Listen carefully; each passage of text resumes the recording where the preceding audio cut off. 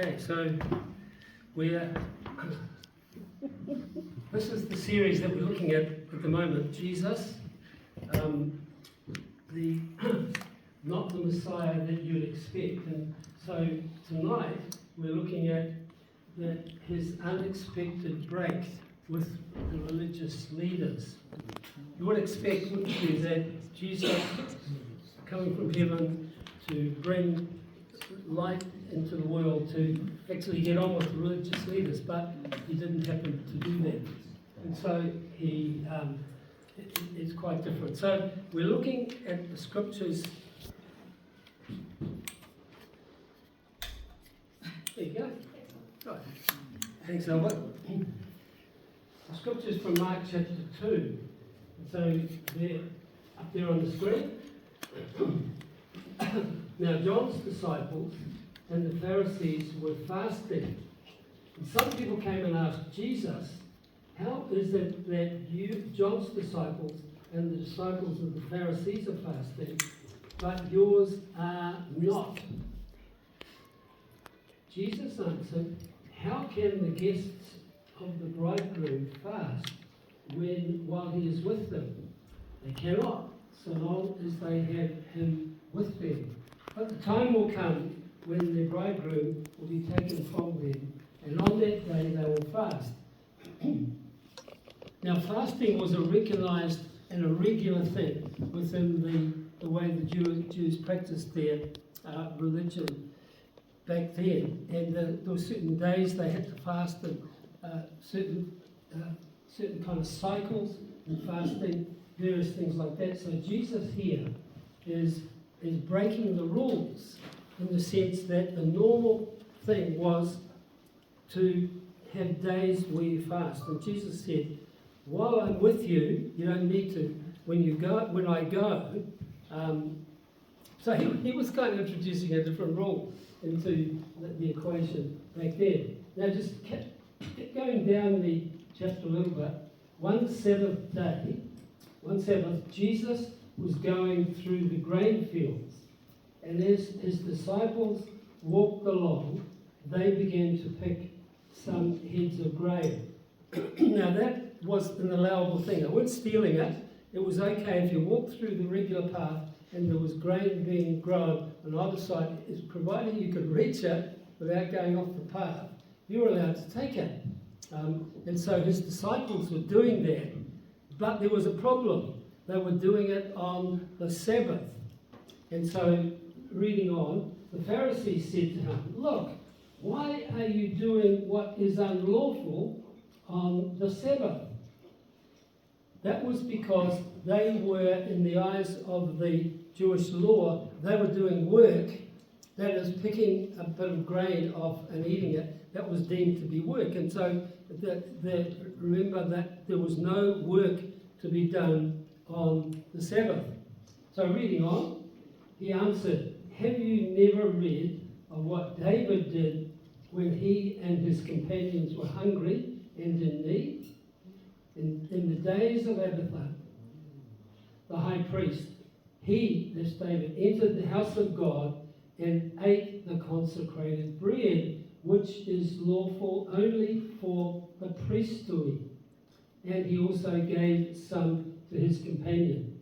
Now Jesus was quite kind of smart in doing this, because David, there were two great heroes for the Jewish, Abraham and David. And so he's picking on one of their heroes and saying, David did this on the Sabbath, and so therefore it must be okay. And then he said to them, the Sabbath was made for man, for people, and not man for the Sabbath. Also the Son of Man is the Lord even of the Sabbath. One of the great principles that Jesus introduced here is that these kind of habits and restrictions were meant to be helpful. They weren't meant to rule us. And so Jesus is saying that the Sabbath is made for us, not us to go into the Sabbath and have all kinds of restrictions that were on them. Now, just need to go backwards a little bit quickly. There was the early part of the Bible, and these are the only 5 books that were around and recognised when Jesus was there. What was the first 5 books of the Old Testament. And Genesis and Exodus are kind of more narrative, but the other 3 really are quite detailed in terms of God giving some instruction on how people should live. And we need to recognise that was kind of necessary, because they did not have a society or a culture as we would know it now. They were people who were coming out of slavery for 400 years, had no sort of ethics, no legal structure, nothing at all that would work for them, that would help them live. They were kind of what we could almost call uncivilized and unsophisticated in the way that they lived. So God gave a whole lot of instructions on how to live, and these were quite detailed on how they should relate to one another, on things that they should eat, on their relationships with one another, even on the kind of clothes and material they should have in their clothes, on marriage and family life, all those kinds of things. There was, for example, some justice issues that God gave them in there. And we look back on that and go, man, that was pretty hard. So God said to them, if someone does something wrong, you are not to do worse to them. And so there came what's called the eye for an eye and the tooth for a tooth principle. That is, if you took out a person's eye, they could do the same to you. Or if you belted them and knocked the tooth out, they could do the same. That was not in order to be cruel. That was actually to limit what you could do. So if someone took your eye out, you can't kill them. You can only take it out. And I know that sounds pretty rough in terms of the way in which we understand today, but it was a fundamental justice system that was introduced by God to give some order and structure, but also to prevent being too cruel. And so there were all these instructions, and then we had another thing, another document that was there called the Talmud. The Talmud was where the Jewish leadership had taken all these instructions, and there were lots of them in Numbers and Deuteronomy, and they had then detailed them so that if, for example, use the story of the Sabbath, you're not supposed to work on the Sabbath. The Talmud then wrote, okay, what is work and what isn't work, and all kinds of things like that. And so they had a list of rules that you could do and couldn't do. You know, you could not, for example, on the Sabbath, which goes from Friday night to Saturday night, you could not light a candle because that's work. You could not, and so how far could you walk? Well, you could walk 2,000 cubits, which is about 960 meters. That's the maximum you could walk on a Sabbath. And so they were locked into this massive list of rules that were quite oppressive and so easy to break, because, you know, if you walked 970 meters, you'd broken the spiritual law that was there at the time. And there's a huge list. So I'll just put up there a list of things related to agriculture and sheep and wool that you are not allowed to do on the Sabbath. And that, I mean, dealing with wool is quite a small part of life, but that's kind of the list that was related to that alone. And the Jewish people just had pages, chapters and chapters of the Talmud. Started to be written around 500 BC. It was still, and they kept adding to it. So it was still being kind of added to at about 700 AD by Orthodox Jews. And it became their kind of Bible. A huge list that was there. And so why were the Jewish people upset with Jesus? Because they had all these laws, and not only did they believe they were obeying it from a scriptural point of view, they believed that by keeping these laws and then keeping it according to the Talmud, that's what pleased God. That was the essential thing. They believed that they were kind of getting themselves right with God through the keeping of the law. And so they kind of almost as a whole nation, they seem to really miss the point. And that's why Jesus came and really started to be critical of the Pharisaical attitude. They seemed to believe, providing they obeyed all the rules that were in the scriptures and in the Talmud, then they were okay. But right through the Old Testament, God has an entirely different work for the Jewish nation. And that is to care for the poor. The poor is mentioned in the Old Testament more than most any other subject. Certainly a lot more than, I think it's mentioned in the Bible about 570 times. And the care for the poor is this. And so the prophets, the minor prophets, came back and tried to remind the Jews how to live. And they didn't seem to. So that's probably the most well-known scripture, Micah chapter 6, verse 8. He has shown you, O man, what is good. And what does the Lord require of you but to act justly, to love mercy, and to walk humbly with your God. It's a great summary, isn't it, of the way to live. To live act justly, and love mercy, and have this humble, obedient attitude towards God. That's how the Old Testament and God was calling his people to live. And Jesus then took that sort of approach when he, for example, talking about the Sabbath, where he said, the Sabbath was not made that you had to live under an oppressive situation. It was made to help you. It was a day of rest. It is not the day of legalism. So that was the situation where Jesus came and really met head on the main religious teaching of the day. and you can see why the Jews could not understand that he could be a good person.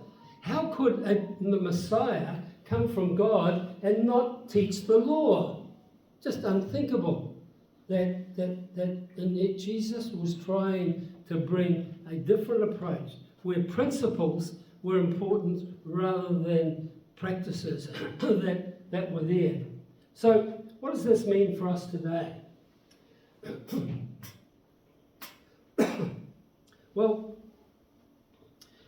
when the early Christians all came out from the Jewish faith, that was their tradition, and they had a lot of trouble figuring out what they should do and what they shouldn't do in terms of obeying the Jewish requirements and the Jewish law.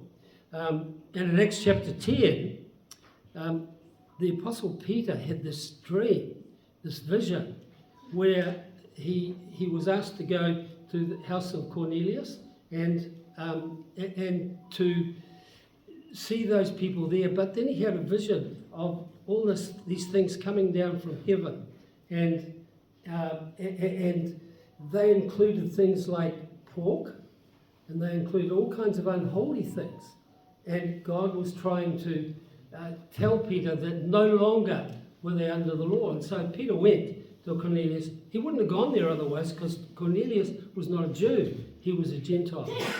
And Jews did not go into the house of Gentiles. But he went there.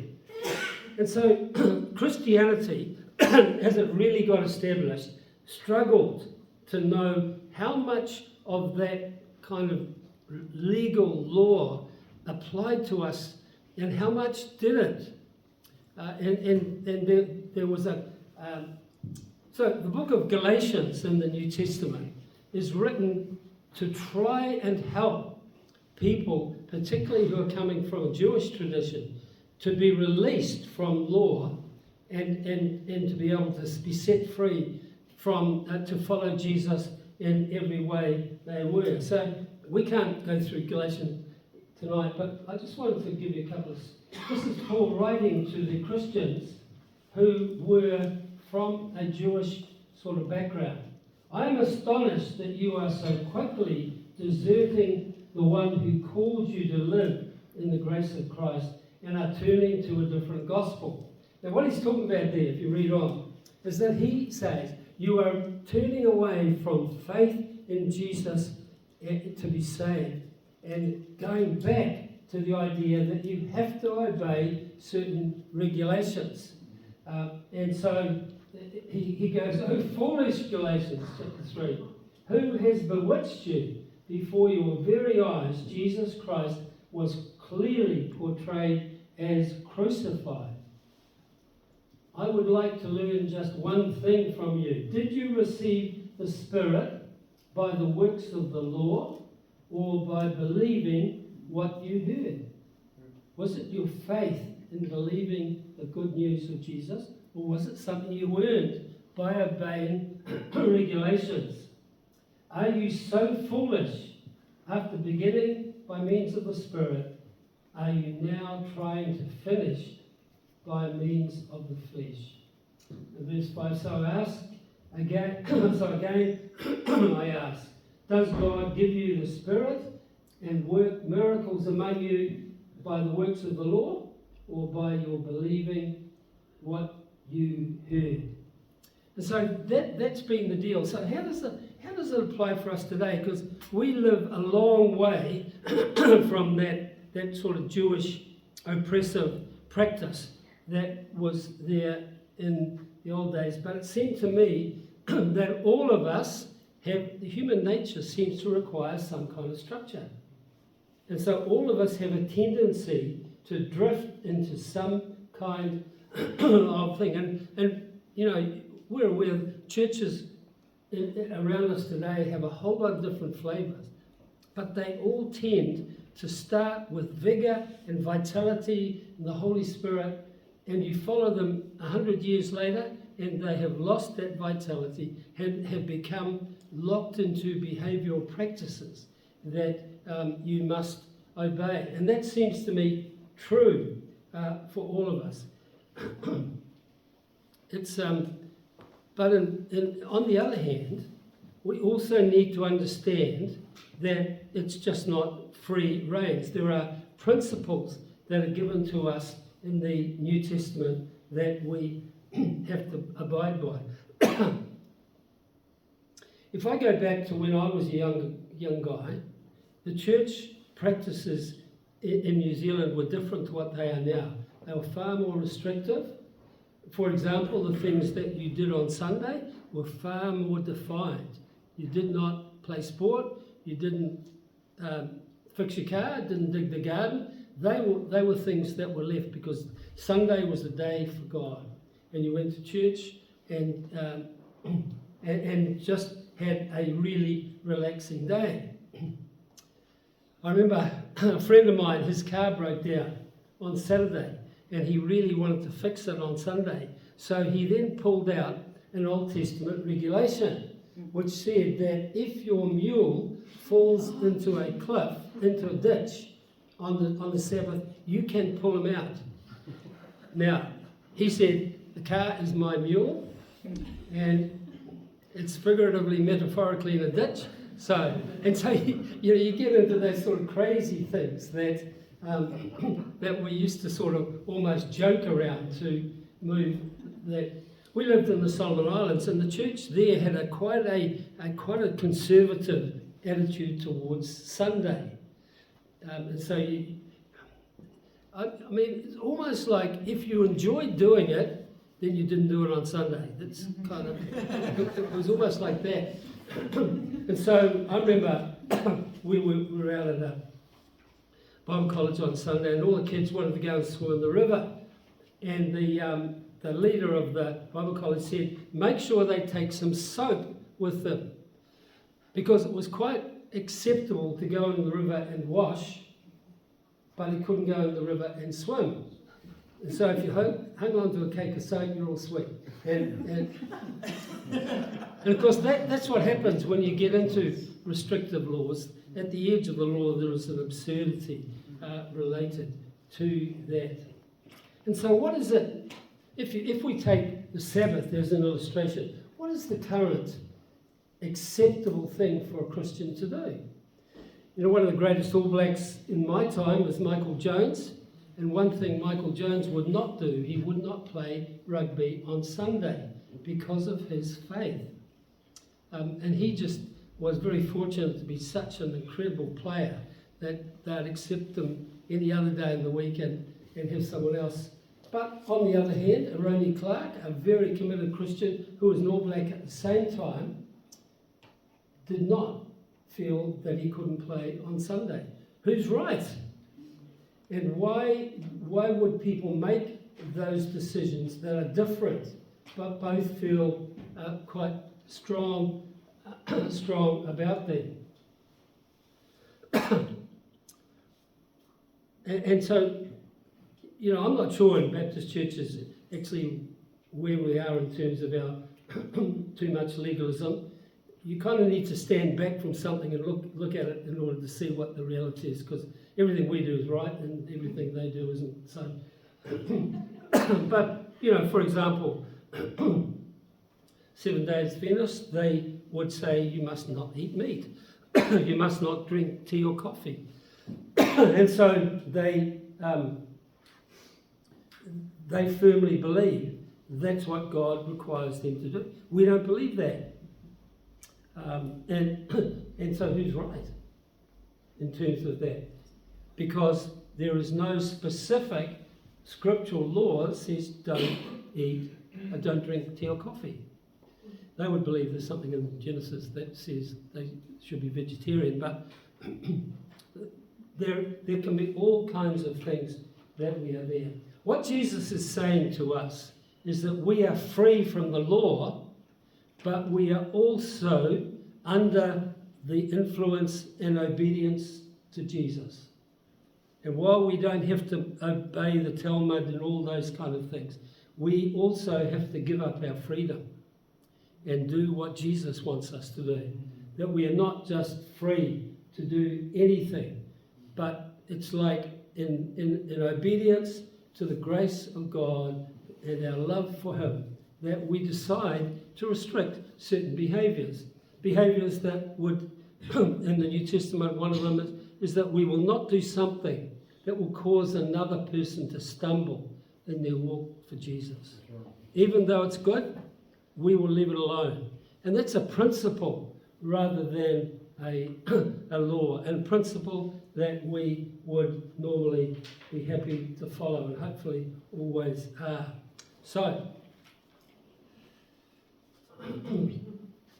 this is for you to talk about in your tables. What rules does a Christian need to obey in order to please God?